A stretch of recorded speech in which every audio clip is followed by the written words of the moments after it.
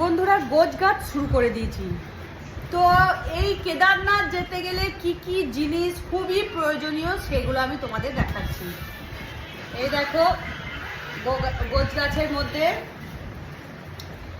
দুখানা সোয়েটার নিয়েছি।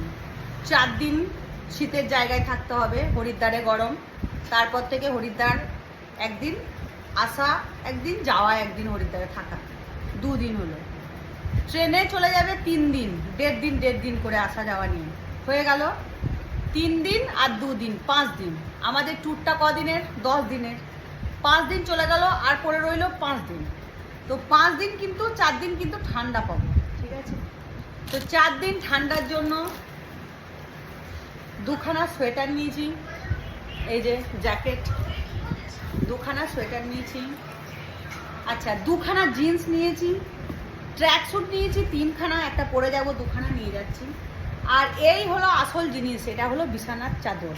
3খানা নেওয়ার দরকার, কিন্তু খুবই ভারী হয়ে যাবে, পায়ে একটু ব্যথা আছে আমার। তো 2খানা চাদর নিয়েছি। টুপি লাগবে, হ্যান্ড গ্লাভস লাগবে।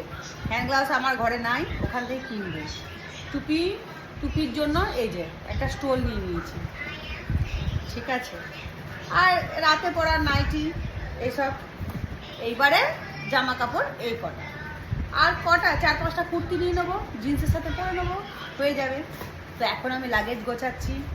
লাগেজ গোছানো, এই রাত্রেবেলায় ট্রেন, এখনও রান্না করি নাই, মানে এর মধ্যেই সব কিছু করবো। আর এই এখন সব পুরো দেখো বিছানাময় সব ছড়ানো, এগুলো সব আস্তে আস্তে গোছাবো। আর এই একটা বড় ব্যাগ নিয়েছি পিঠে, এটাতে খাবার ভরেছি, ওষুধ ভরেছি, যেগুলো খুব প্রয়োজনীয় জিনিস। এই একটা পিঠের ব্যাগ, এইখানে প্রয়োজনীয় জিনিস এর মধ্যে ভরা থাকবে।